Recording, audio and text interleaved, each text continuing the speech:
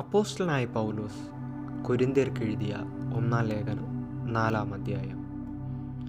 ഞങ്ങളെ ക്രിസ്തുവിൻ്റെ ശുശ്രൂഷക്കാരും ദൈവമർമ്മങ്ങളുടെ ഗ്രഹവിചാരകന്മാരും എന്നിങ്ങനെ ഓരോരുത്തൻ എണ്ണിക്കൊള്ളട്ടെ. ഗ്രഹവിചാരകന്മാരിൽ അന്വേഷിക്കുന്നതോ അവർ വിശ്വസ്തരായിരിക്കണം എന്നത്രേ. നിങ്ങളോ മനുഷ്യർ കഴിക്കുന്ന വല്ല വിസ്താരത്തിലോ എന്നെ വിധിക്കുന്നത് എനിക്ക് എത്രയും ലഘുകാര്യം. ഞാൻ എന്നെ തന്നെ വിധിക്കുന്നതുമില്ല. എനിക്ക് യാതൊരു കുറ്റത്തെക്കുറിച്ചും ബോധമില്ലെങ്കിലും അതിനാൽ ഞാൻ നീതിമാൻ എന്ന് വരികയില്ല. എന്നെ വിധിക്കുന്നത് കർത്താവാകുന്നു. ആകയാൽ കർത്താവ് വരുവോളം സമയത്തിനു മുൻപേ ഒന്നും വിധിക്കരുത്. അവൻ ഇരുട്ടിൽ മറഞ്ഞിരിക്കുന്നത് വെളിച്ചത്താക്കി ഹൃദയങ്ങളുടെ ആലോചനകളെ വെളിപ്പെടുത്തും. അന്ന് ഓരോരുത്തരും ദൈവത്തിങ്കൽ നിന്ന് പുകഴ്ച ഉണ്ടാകും.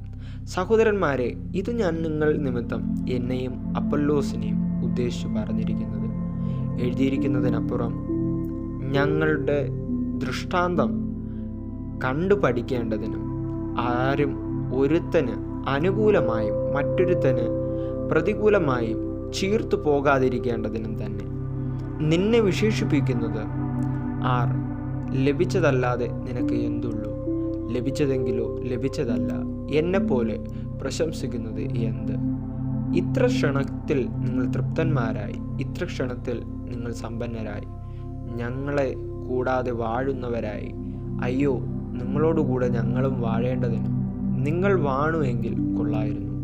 ഞങ്ങൾ ലോകത്തിന് ദൂതന്മാർക്കും മനുഷ്യർക്കും തന്നെ കൂത്തുകാഴ്ചയായി തീർന്നിരിക്കയാൽ ദൈവം അപ്പോസ്തലന്മാരായ ഞങ്ങളെ ഒടുക്കത്തവരായി മരണവിധിയിൽ ഉൾപ്പെട്ടവരെ പോലെ നിർത്തി എന്ന് എനിക്ക് തോന്നുന്നു.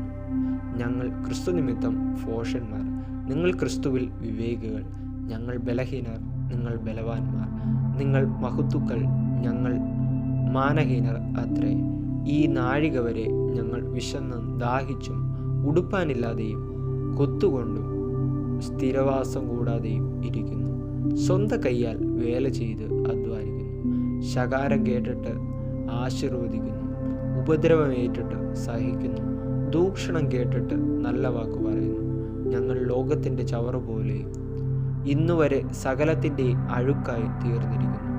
നിങ്ങളെ നാണിപ്പിപ്പാനല്ല, എൻ്റെ പ്രിയമക്കളോട് എന്ന പോലെ ബുദ്ധി പറഞ്ഞുകൊണ്ട് ഇത് എഴുതുന്നു. നിങ്ങൾക്ക് ക്രിസ്തുവിൽ 10,000 ഗുരുക്കന്മാർ ഉണ്ടെങ്കിലും പിതാക്കന്മാർ ഏറെയില്ല. ക്രിസ്തു യേശുവിൽ ഞാനല്ലോ നിങ്ങളെ സുവിശേഷത്താൽ ജനിപ്പിച്ചത്. ആകയാൽ എൻ്റെ അനുകാരികൾ ആകുവിൻ എന്ന് ഞാൻ നിങ്ങളെ പ്രബോധിപ്പിക്കുന്നു. ഇതു നിമിത്തം കർത്താവിൻ്റെ വിശ്വസ്തനും എൻ്റെ പ്രിയമകനുമായ തിമോത്തിയോസിനെ നിങ്ങളുടെ അടുക്കൽ അയച്ചിരിക്കുന്നു. ഞാൻ എങ്ങും ഏതു സഭയിലും ഉപദേശിക്കുന്നത് പോലെ ക്രിസ്തുവിലുള്ള എൻ്റെ വഴികൾ അവൻ നിങ്ങളെ ഓർപ്പിക്കും. എങ്കിലും ഞാൻ നിങ്ങളുടെ അടുക്കൽ വരികയില്ല എന്ന് വച്ച് ചിലർ ചീർത്തിരിക്കുന്നു. കർത്താവിന് ഇഷ്ടമെങ്കിൽ ഞാൻ വേഗം നിങ്ങളുടെ അടുക്കൽ വന്ന് ചീർത്തിരിക്കുന്നവരുടെ വാക്കല്ല, ശക്തി തന്നെ കണ്ടറിയും. ദൈവരാജ്യം വചനത്തിലല്ല ശക്തിയിലത്രേ ആകുന്നു. നിങ്ങൾ ഏതു വേണം? ഞാൻ വടിയോടുകൂടെയോ സ്നേഹത്തിലും സൗമ്യാത്മാവിലുമോ നിങ്ങളുടെ അടുക്കൽ വരേണ്ട?